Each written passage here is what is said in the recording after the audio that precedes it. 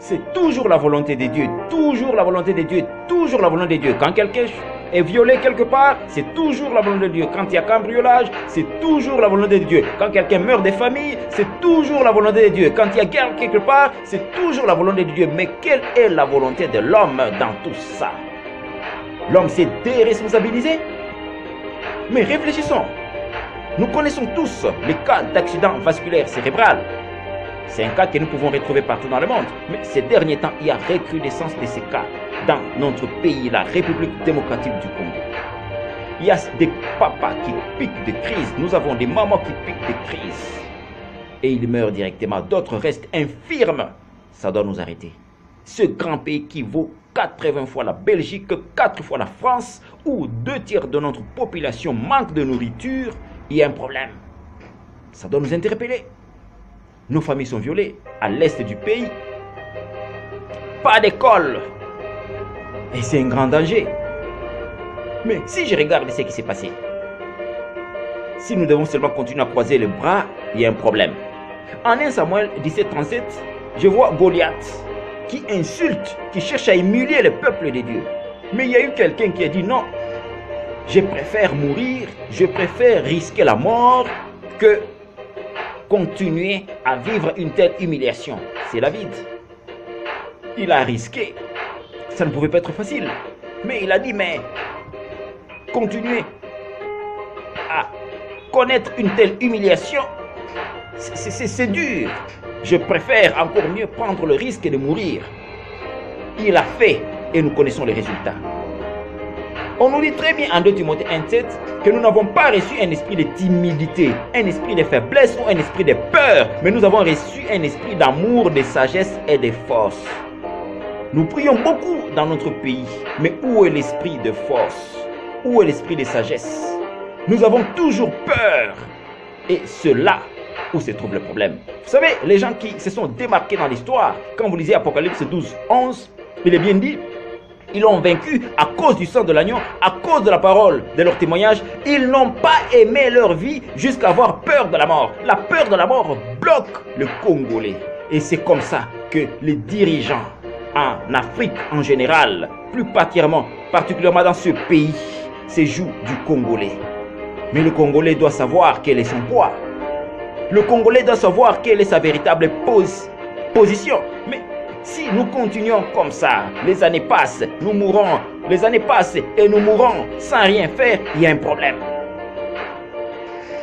Si je regarde ce qui s'est passé en Irlande, il y a eu des banquiers qui ont dilapidé l'argent, environ 50 milliards de dollars, et cela avait pesé sur le social de la population irlandaise. Pensez-vous que les Irlandais se sont tus, se sont mis à prier en disant que Dieu vient à notre secours? Ils se sont lancés dans les rues, ils ont marché, se sont manifestés, ils se sont opposés. Aujourd'hui, dans notre constitution, à l'article 25, nous avons le droit de manifester, le droit de dénoncer quand quelque chose ne va pas. C'est pourquoi même quand nous prenons notre article 28, on nous dit que nul n'est tenu d'exécuter un ordre manifestement illégal. Il y a des choses que nous pouvons tolérer, pas tout. Nous connaissons des choses qui ne marchent pas. Pensez-vous que l'Afrique du Sud pouvait être là où elle est aujourd'hui? Sans révolte, sans révolution, ça ne pouvait pas marcher. Ce sont des gens qui se sont dit, mais trop c'est trop. À un certain moment, nous devons dire et apprendre à dire non.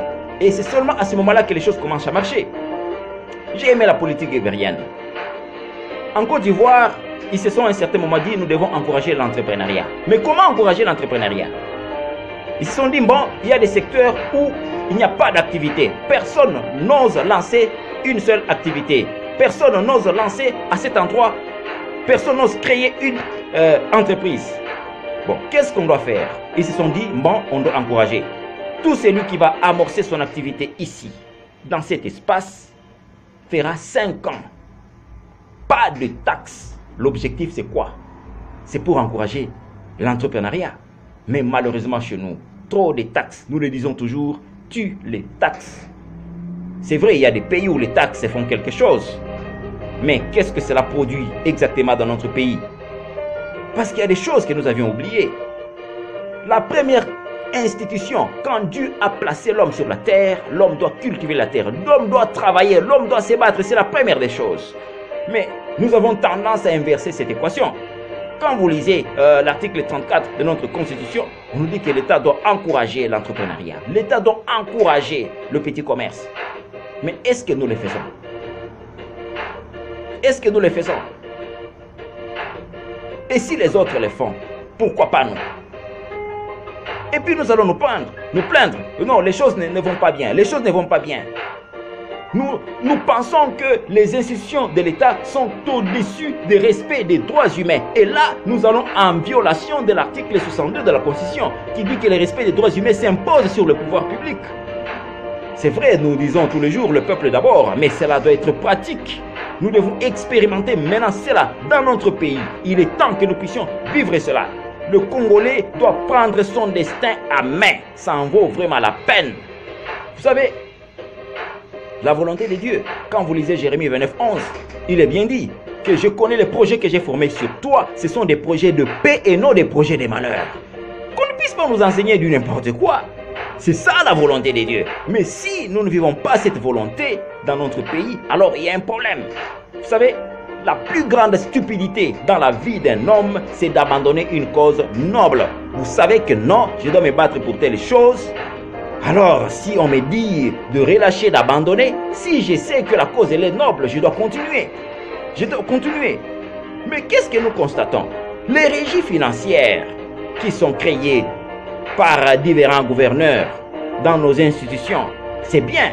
Mais dans d'autres pays, qu'est-ce qui se passe? Les régies financières sont là, exactement comme agence d'appui au développement.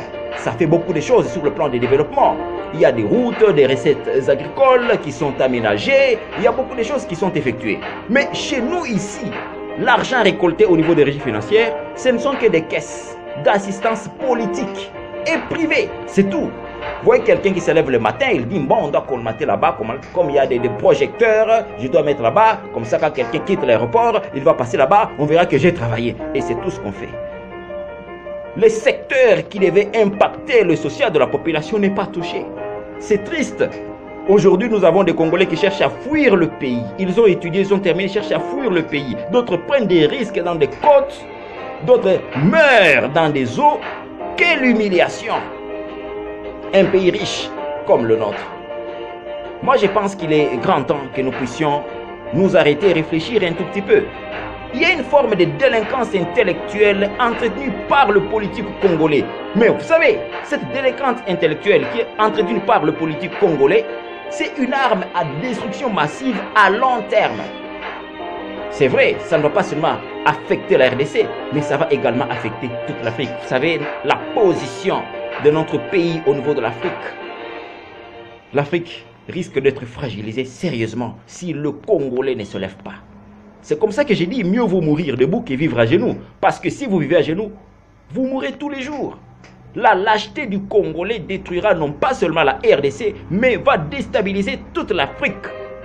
C'est vrai, nous pouvons nous consoler, nous sommes nombreux. Écoutez, l'avantage démographique africain ou congolais est nul effet et de nul effet profitable tant que la politique éducationnelle est morte. Nous avons quelle politique éducationnelle chez nous ici? La formation que nous recevons ici. Quand je regarde les pays voisins, juste à l'école primaire, les gens sont initiés sur leur constitution. Ils savent qui ils sont, ils savent ce qu'ils font. Mais aujourd'hui, parce que cette politique éducationnelle est corrompue et détruite, les gens sont là, ils ne savent même pas qui doit les représenter au niveau des institutions. Mais c'est très grave. Quelqu'un qui vient là-bas, je suis un député, je vais construire des routes et des écoles, et on le croit. C'est ça le travail d'un député? C'est ça le travail d'un député, construire des écoles, construire des routes. C'est ça le travail d'un député? Et les gens sont là, on leur donne des pagnes, parce que la politique éducationnelle a été corrompue au plus haut niveau, pour que les mêmes loups puissent continuer à gérer eux et leurs enfants, de génération en génération. C'est un problème. Écoutez, laissez-moi vous dire une chose. Si vous êtes brave, vous allez mourir. Mais si vous êtes lâche, vous allez mourir. Alors mieux vaut mourir comme un brave que mourir comme un lâche. Le plus important, ce n'est pas ce qui nous arrive. Non, vous savez, nous avons été dans des mauvais draps. Nous sommes retrouvés dans une situation très mauvaise. On est très mal parti. Ce n'est pas ça le problème, c'est ce qui nous arrive. La Chine a connu des choses, il y a eu des bombardements, mais la Chine, où est-ce qu'elle est aujourd'hui? Où est-ce qu'elle est aujourd'hui? Ce n'est pas ce que nous avions connu. Le problème, c'est notre réaction par rapport à tout ce que nous avions subi hier. Tomber, ce n'est pas une fatalité. Mais quand vous prenez la décision de rester seulement par terre, alors là, il y a un problème. Et ce problème est taxé comme un crime pour moi. Alors j'ai dit que le Congolais doit être délivré de sa peur. Psaume 34, 5 dit clairement: délivre-moi Seigneur de la peur. La peur bloque